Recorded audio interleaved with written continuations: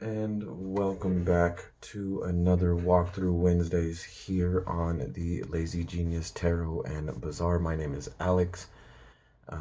Welcome back if you are not new, and if you are new, thank you for making this your first video. Hopefully you enjoy the walkthrough here.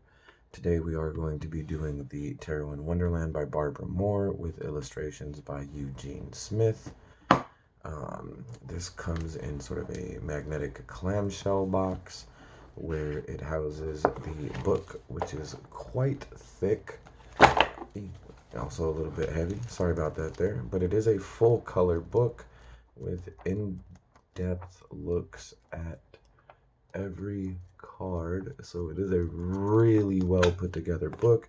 This is the mass market edition, the Lou Ellen print from 2018. I actually don't keep the box up here with the rest of my tarot stuff. I keep that in storage, and I keep the book on the bookshelf, actually. Let's go ahead and get that off the frame there. Now, the deck I actually keep in this drawstring pouch here with the Hanged Man card printed on it.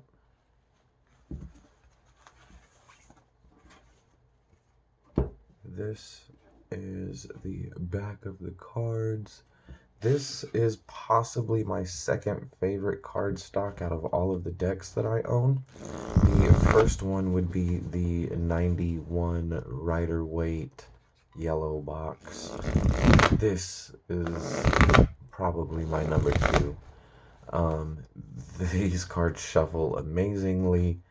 The cardstock is just flexible enough for a perfect riffle shuffle. It's smooth, they glide, they don't clump up or nothing like that.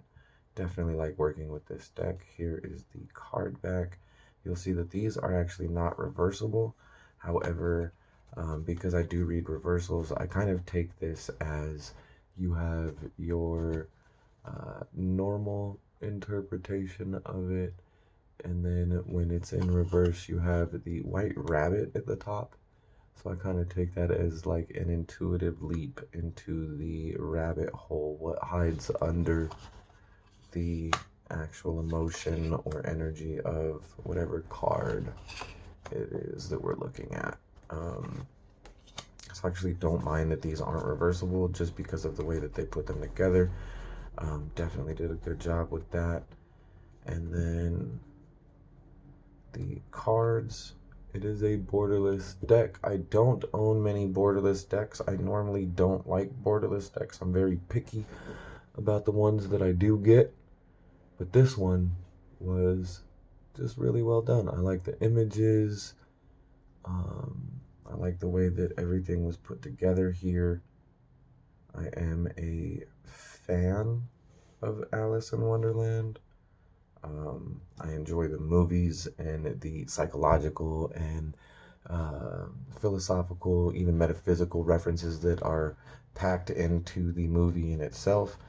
So the movie in and of itself, and then these stories, like the books for Wonderland, so much to unpack there just as the stories themselves. So this deck was actually done really well. In the book, you do have a correspondence for each card and how it fits into the storyline, as well as the divinatory meanings for each card as well. So it's very well put together. And here we start with the Fool, Dorothy jumping into the rabbit hole. Here we have the Magician. Here we have the High Priestess. Looks like Alice meeting herself through the looking glass there. Here we have the Empress, the Emperor, the Hierophant, the cat in the tree, the Lover's card, the Chariot,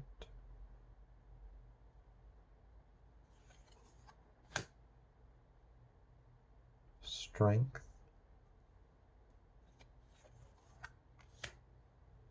the Hermit.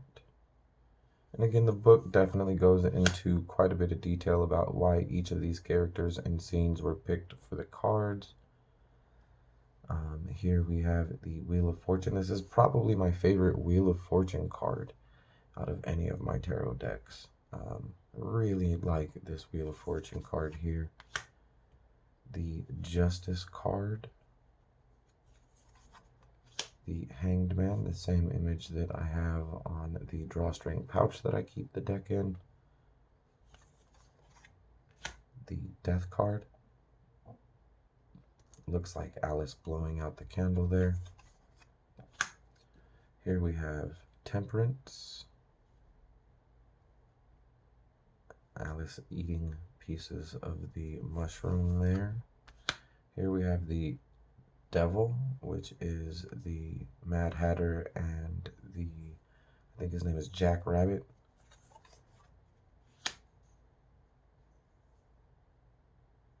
Here is the Tower card. There's a lot going on in that card, but everything is definitely still very clear.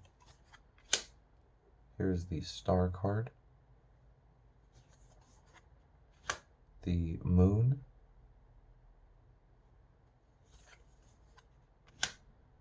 The Sun card.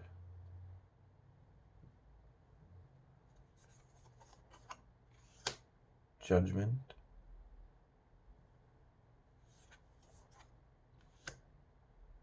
The World. And here you see the actual playing card associations. Then we make our way into the suits here for the minors, starting with the Wands. There's the 2, 3, 4. You'll see that it is very Rider-Waite based, but very well done at the same time.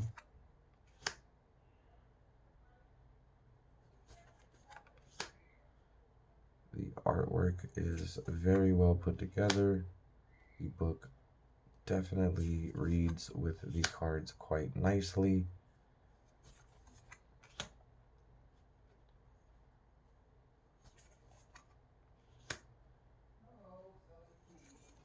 Here's the Queen and the King. And then we have the Cups. Here we have the Ace of Cups. And you'll notice the aces all seem to be a hand in front of a mirror almost, wherein you are looking at a opposite style reflection of whatever the ace of that suit is. So we see that same thing going on here with the wand and the candle with the really big flames, with the chalice and the teacup on the lake with the waterfall behind it there.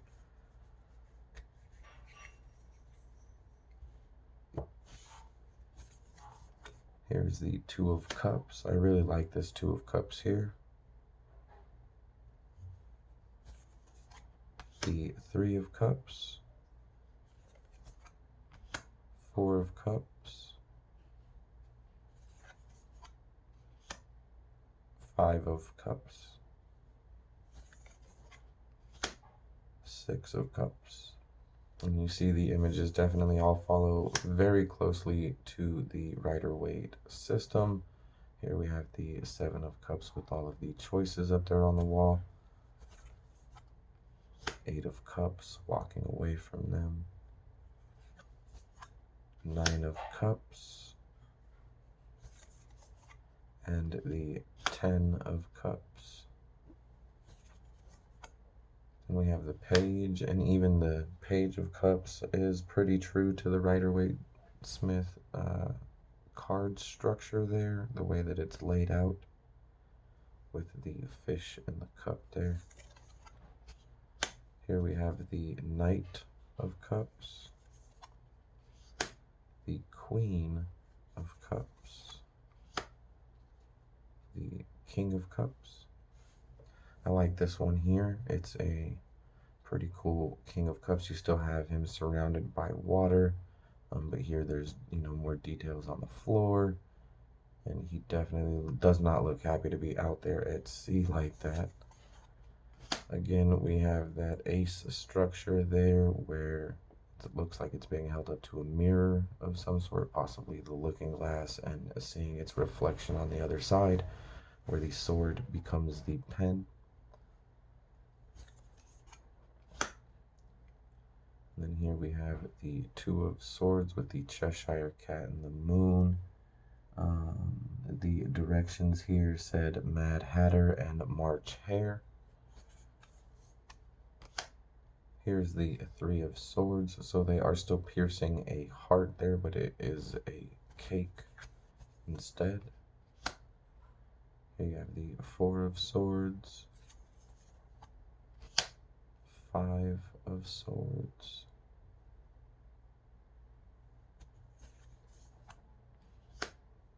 the Six.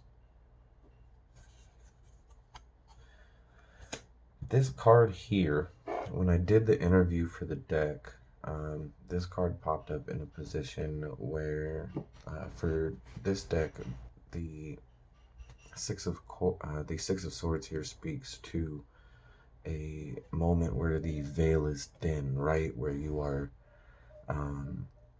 almost capable of transcending the veil to a certain degree. And that's when, after putting it together with the rest of the cards in the interview spread, I realized that this deck here is the deck that I will be using and have been using to assist when I am working on getting through the veil. When I am trying to do work on the other side of the veil, this particular deck helps me translate that, so to speak. And this is one of the cards that popped up in that original spread. So that's what made me think of that. Here's the Seven of Swords, the Eight of Swords, the 9, and the 10. Here you have Humpty Dumpty. So rather than seeing an actual body, you just see eggshell and his clothes there. Here we have the Page, the White Rabbit, the Knight of Swords, Queen of Swords, and the King of Swords, where we have Humpty Dumpty all put together again. Here we have the Ace of Pentacles, again with the sort of looking glass mirror and the reflection showing what it would be on the other side, where the pentacle would be a cake. Here we have the Two of Pentacles, the Three of Pentacles, Four of Pentacles. Again, when you really look at the cards here, you see that they are very Rider-Waite inspired. Five of Pentacles. They definitely hold rather true to the Rider-Waite system there, which makes them pretty easy to read. Especially if you're familiar with the Rider-Waite system, then this really reads like a breeze. The Seven of Pentacles here, the 8,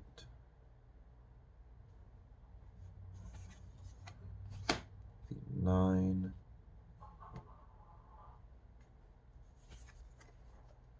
the 10,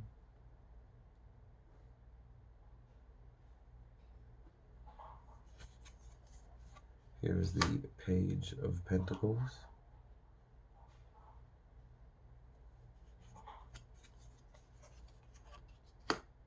the knight, the queen, and the Mad Hatter is back as the King of Pentacles there. That is the Tarot in Wonderland by Barbara Moore. I definitely like this deck. Like I said, I'm very picky about my borderless decks. I normally don't like a borderless deck, but this one was just really well done. I love the images in it. The card stock, I gotta do it one time for you guys. The card stock on this deck is amazing. It shuffles like butter.